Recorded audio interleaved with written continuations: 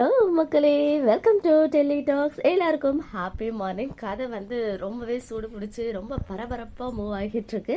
So promo கண்டென்ட்டுமே இன்னைக்கே வந்து over ஆகியிருக்கு. ஆனால் நிஜமாவே இந்த நியூ என்ட்ரிஸ் வரும்போது ஒன்று நான் யோசித்தேன், இங்கே கொடைக்கானலில் இல்லை தமிழ்நாட்டில் இந்த ஃபேமிலி இருந்தாங்கன்னா கண்டிப்பாக அவங்க ஃபேக்காக இருப்பாங்க.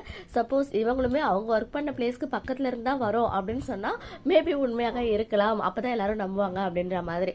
பட் இன்னைக்கு வந்து இந்த ஃபேமிலி பார்த்தீங்கன்னா ரொம்ப அப்படியே அமைதியா, அண்ட் அந்த பையன் வந்து ரொம்ப கோபக்காரனா தான் இருக்கா. அந்த பொண்ணு வாயவே திறக்கல. பட் அம்மா மட்டும், அதாவது இப்போ காவேரிக்கு சித்தியா ஒரு கேரக்டர் வந்திருக்காங்க இல்லையா, ஸோ அவங்க மட்டும் வந்து ரொம்ப அமைதியா எல்லாம் என்னெல்லாம் நடந்துச்சு அப்படின்றத ஒன்று ஒன்றா சொல்றாங்க. இன்னைக்கு எபிசோடும் செம்ம ஃபாஸ்ட்டாக தான் மூவ் ஆச்சு. பிகாஸ் அன்னைக்கு நைட் போறாங்க, ஒன்லி சிஸ்டர்ஸ் 3 பேருக்குள்ள ஒரு குட்டி கான்வர்சேஷன் வைக்கிறாங்களே தவிர்த்து நிவின் யமுனா கொண்டு வச்சிருக்கலாம். நம்ம விஜய் காவேரிக்கு ஒரு கான்வர்சேஷன் ரூம்ல போயிட்டு பேசுற மாதிரி, ஏன்னா அவ்வளோ பெரிய வீடு இருக்குன்னு சொல்லும் போது அது அழகாக யூஸ் பண்ணியிருக்கலாம். பட் அது வந்து நிஜமாவே மிஸ் பண்ணேன். பிகாஸ் அதுக்குள்ளே ப்ராப்ளம் வருது இல்லையா, சில ஹாப்பி மூமெண்ட்ஸ்லாம் அவங்க ஸ்பெண்ட் பண்ணுற மாதிரி வீட்டை சுற்றி நடந்து வர மாதிரிலாம் வச்சிருக்கலாம்.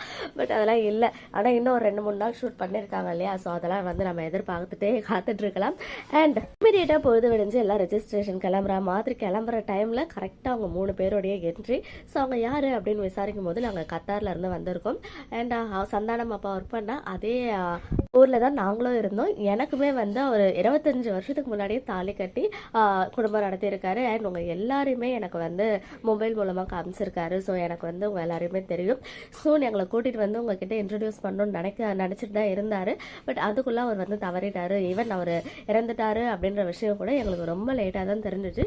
பட் இமீடியட்டாக எங்களால் வர முடியல. பிகாஸ் வந்தால் இங்கே வந்து ஒரு பெரிய குழப்பம்லாம் நடக்கும் அப்படின்ற காரணத்தினால தான் நாங்கள் இப்போ வரா மாதிரி ஒரு சூழ்நிலை அப்படின்னு சொல்லிட்டு எல்லாத்தையும் என்னெல்லாம் நடந்துச்சுன்றதை அப்படி சொல்கிறாங்க. இப்போ வரைக்குமே வந்து அவங்க உண்மையை தான் சொல்கிறாங்களா இல்லை ஃபேக்காக வந்திருக்காங்களா அப்படின்ற விஷயத்த நம்மளால் வந்து கணிக்க முடியல. ஈவன் நானே ப்ரோமோ வரும்போது மேபி பசுபதி செட் பண்ண ஆளாக இருக்கலாம் அப்படின்னு தான் வந்து திங்க் பண்ணிட்டு இருந்தேன். பட் இன்னைக்கு சீனில் வந்து அவங்க கத்தார்லேருந்து வந்திருக்காங்க அப்படின்னு சொல்லும்போது நம்மளுமே யோசிக்கிற மாதிரி தான் இருக்குது. ஒருவேளை இருக்குமோ அப்படின்ற மாதிரியுமே ஃபீலை கொடுக்குது. அண்ட் அந்த தம்பி, அவங்க பேரெல்லாம் வந்து இன்னும் இன்ட்ரடியூஸ் பண்ணல. ஈவன் சித்தி அப்புறம் அவங்க பசங்க 2 பேர் யார் பேரையுமே இன்ட்ரடியூஸே பண்ணல நமக்கு. சும்மா அவன் இவன் அப்படின்னு தான் பேசிட்டு இருந்தாங்க.